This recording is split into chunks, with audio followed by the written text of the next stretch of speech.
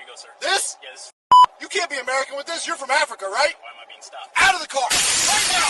Stop reaching! My hands Stop up! reaching! Out! Out! Get on the ground! Hands behind you! Do it now! I'm not resisting. Hands back! Don't move! ICE agent Mark Feldman stepped out of his unmarked SUV with his weapon already visible and ordered the black man to roll his window down like he was giving a command, not making a request.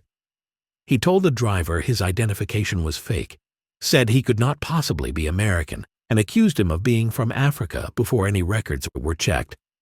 When the man asked why he was being stopped and refused to step out without an explanation, Feldman raised his voice, shouted, "Stop reaching," and smashed the car window in with his fist.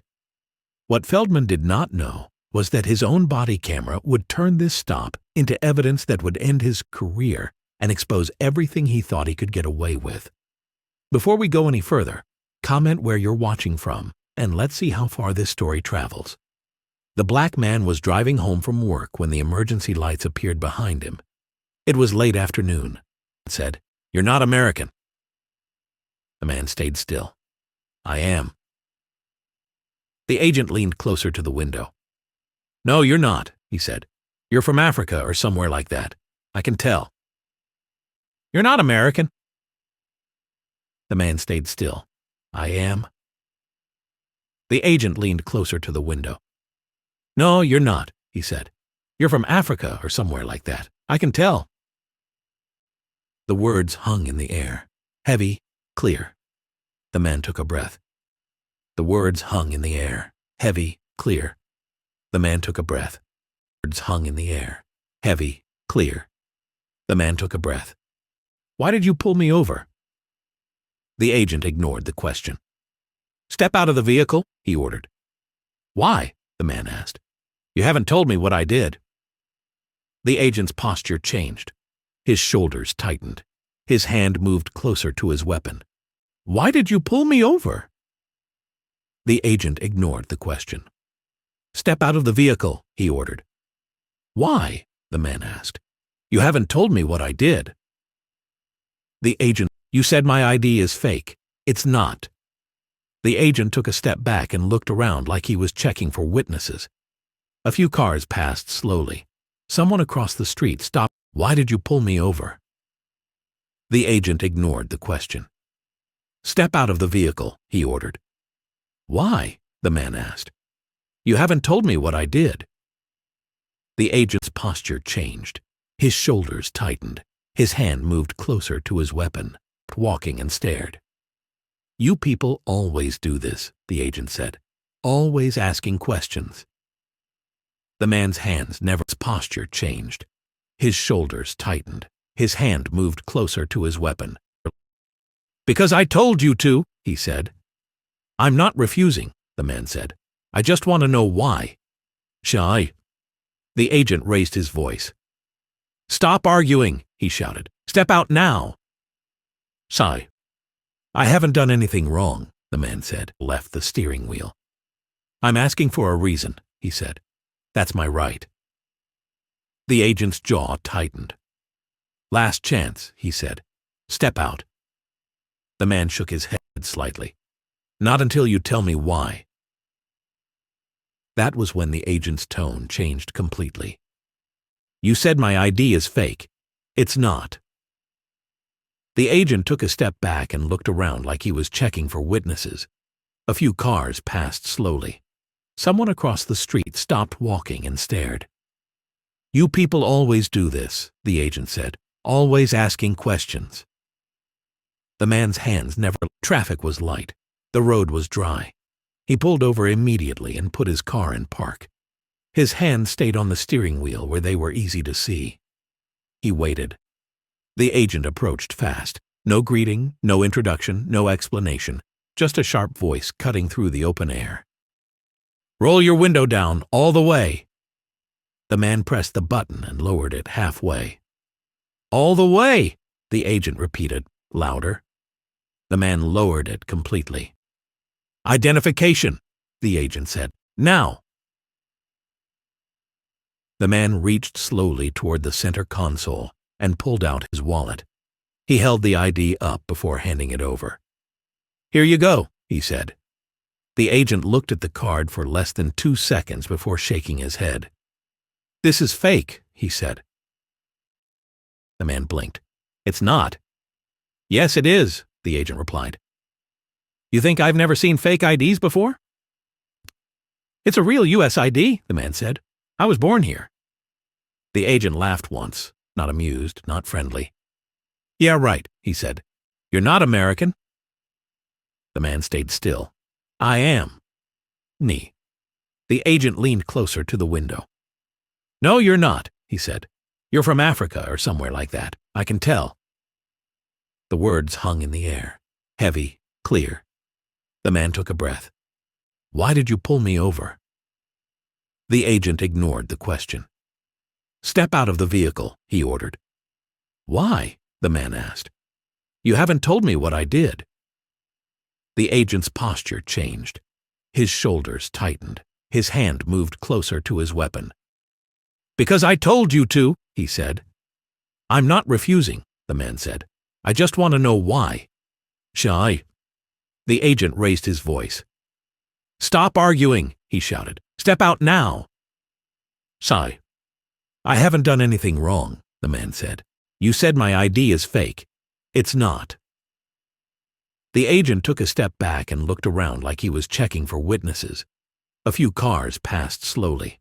Someone across the street stopped walking and stared. "You people always do this," the agent said, "always asking questions." The man's hands never left the steering wheel. "I'm asking for a reason," he said. "That's my right."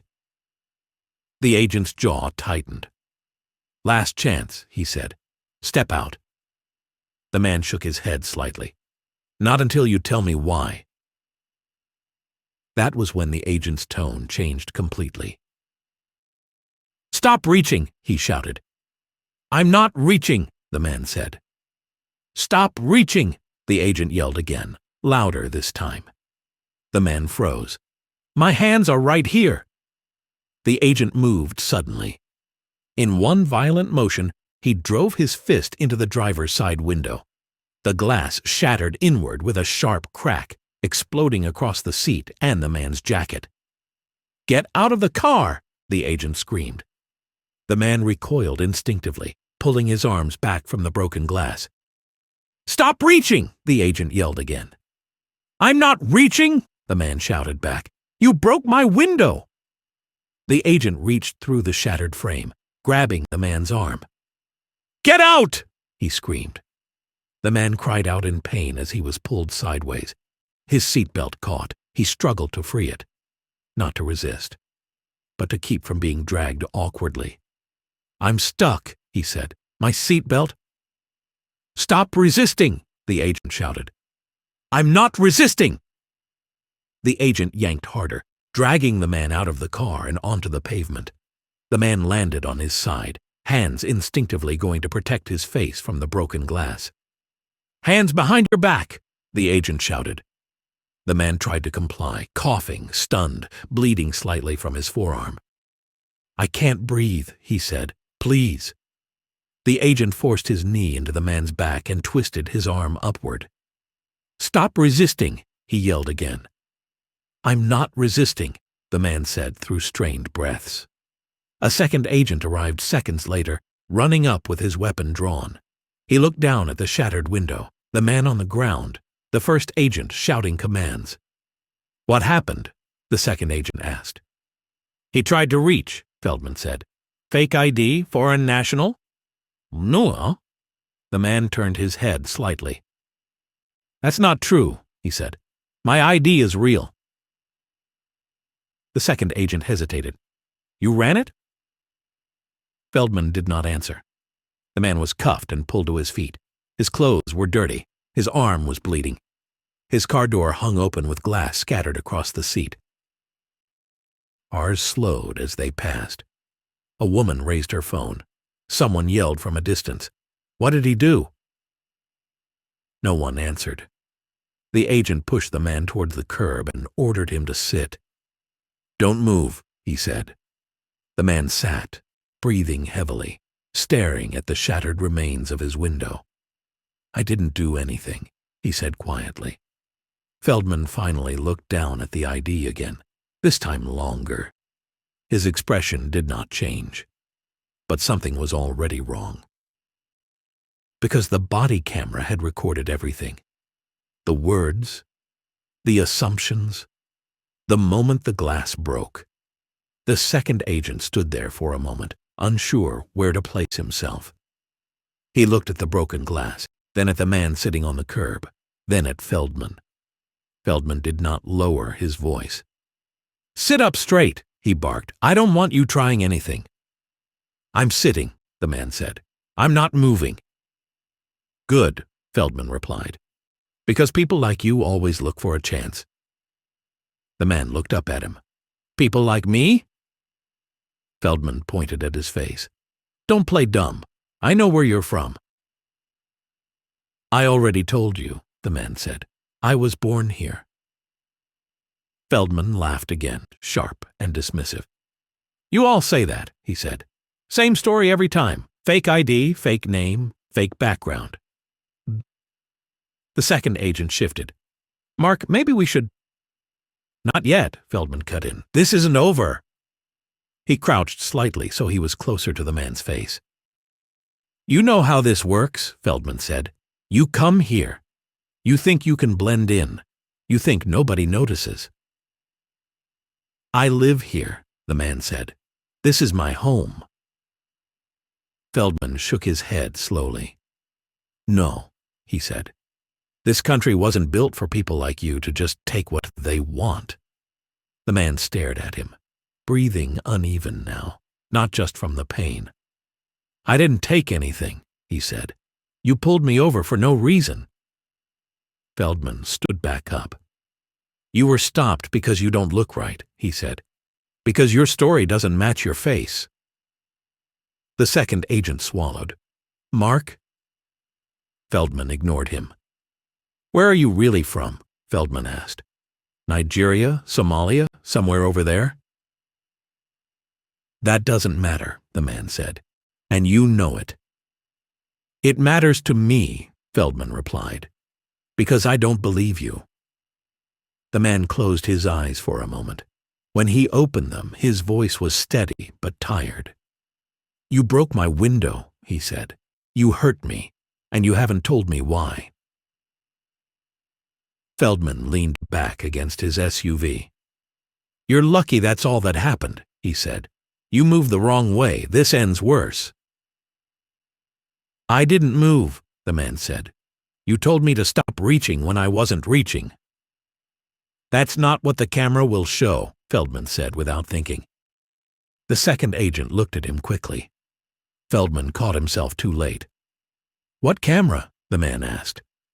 Feldman said nothing. The second agent glanced at the body cam light on Feldman's chest. It was blinking.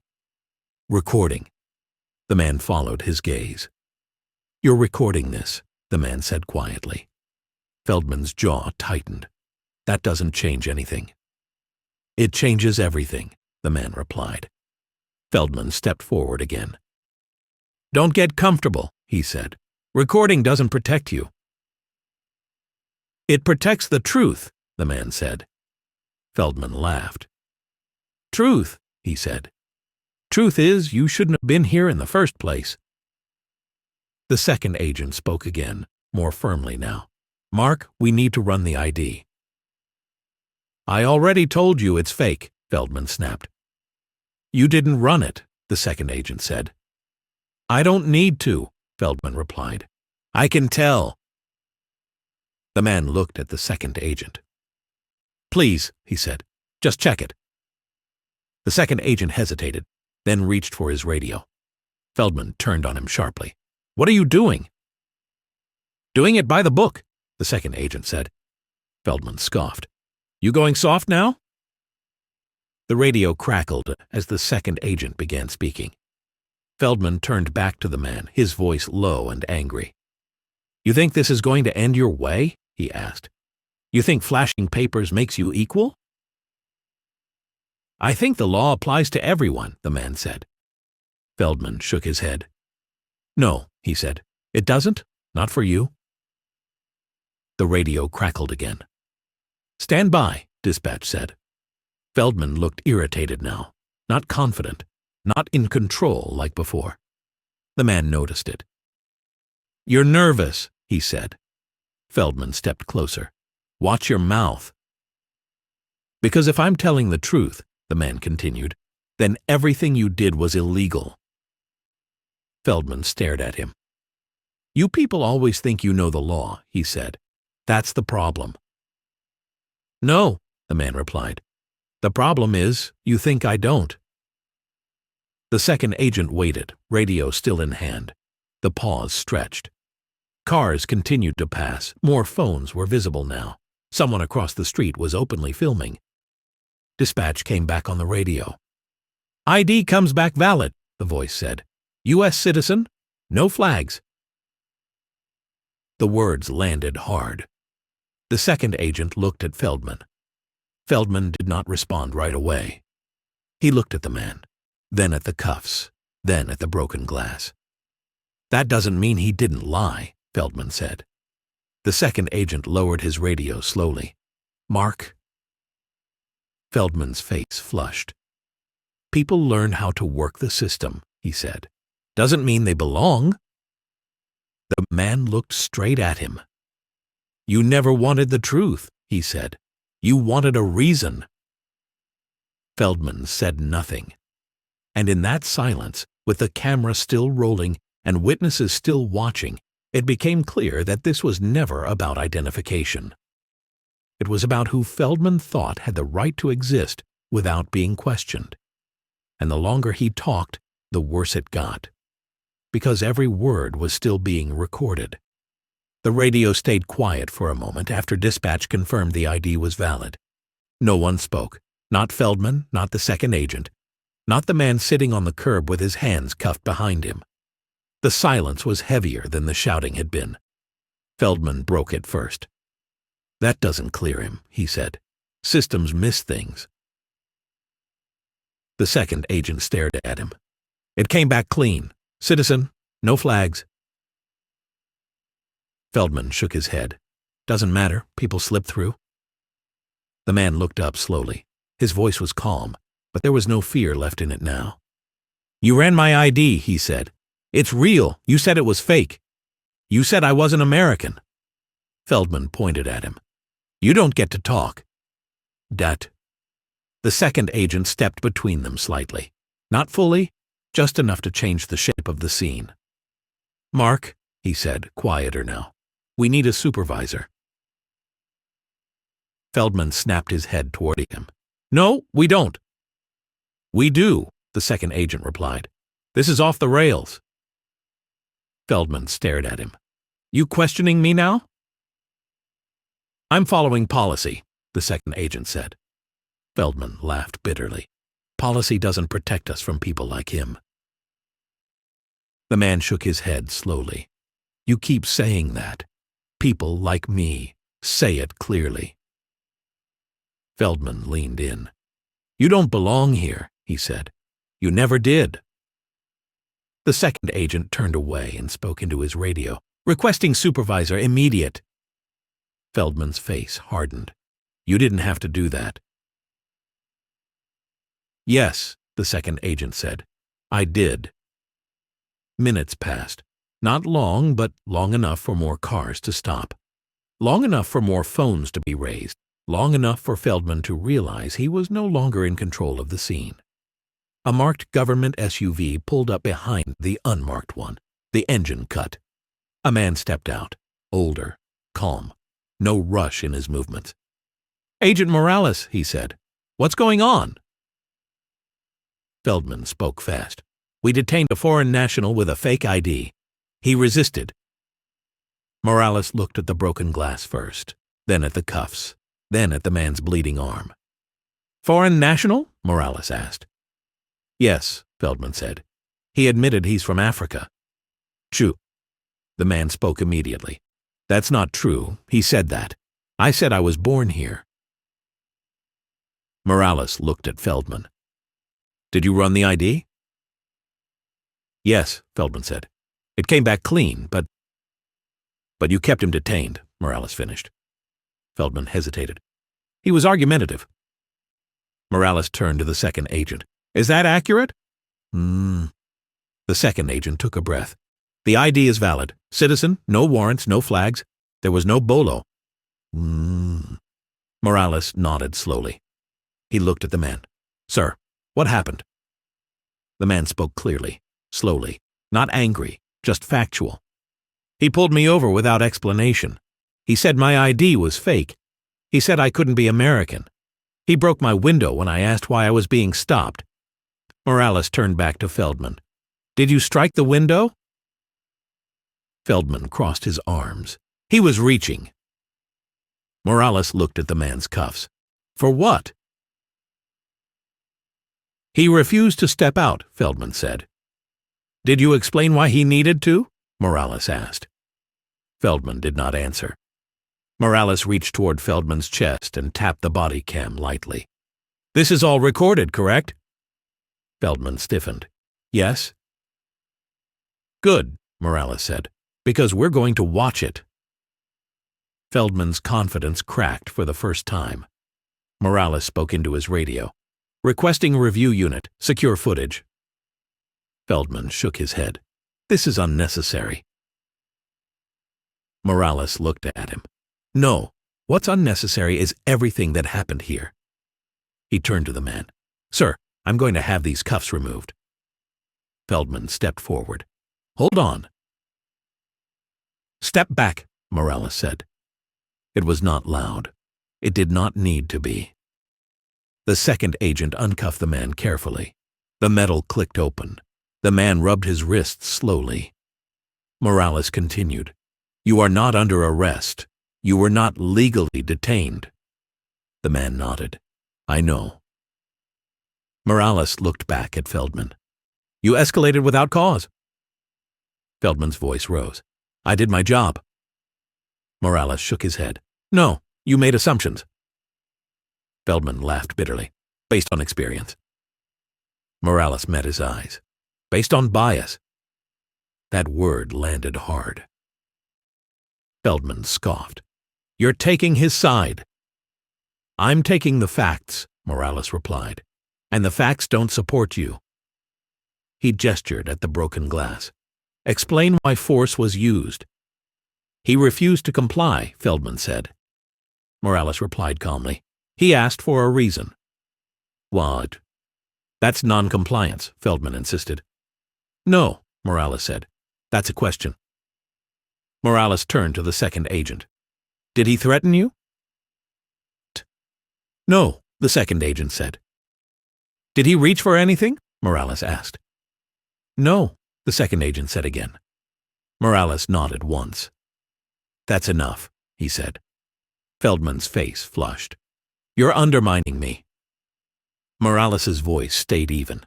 You undermined yourself. He looked around at the witnesses, the phones, the cameras. This isn't just a bad stop, Morales said. This is discrimination caught on video. So, Feldman opened his mouth, then closed it. Morales continued. You said he couldn't be American. You said his ID was fake without checking. You used force without justification. He paused. And you said it all on camera. Feldman finally looked away.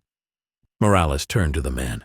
Sir, we will cover the damage to your vehicle and your medical treatment. You will receive copies of the footage. The man nodded slowly. Thank you.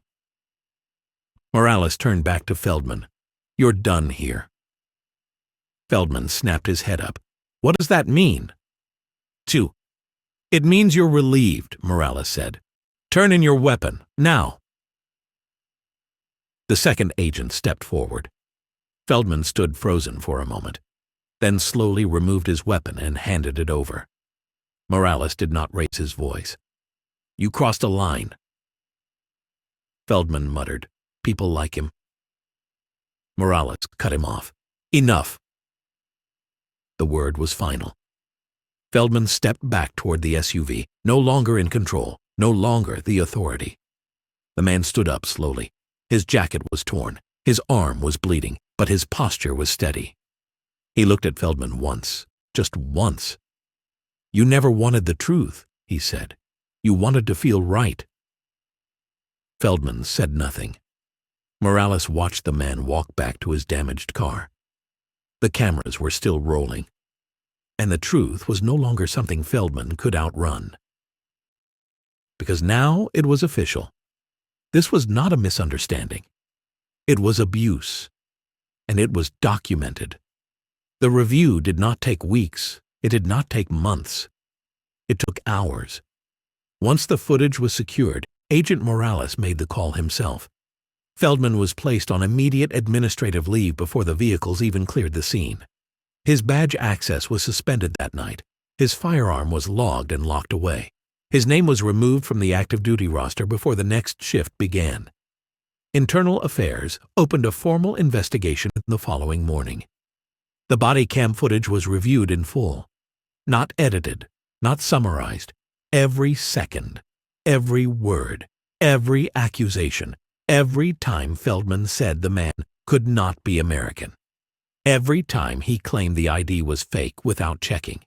Every time he shouted, "Stop reaching," when the man's hands were visible. The broken window was reviewed frame by frame. The report Feldman filed did not match the footage. He claimed the driver was aggressive. The footage showed calm questions. He claimed the driver reached. The footage showed hands on the wheel. He claimed the use of force was justified. The footage showed escalation without cause. That discrepancy alone was enough to end his career. Within a week, Feldman was officially terminated for misconduct, falsifying reports, and violation of civil rights. His appeal was denied. No reassignment, no quiet transfer, no second chance. ICE released a brief statement acknowledging serious procedural violations. They did not defend him. They did not need to. The footage spoke for itself. The man hired a civil rights attorney the same week. The lawsuit was filed in federal court.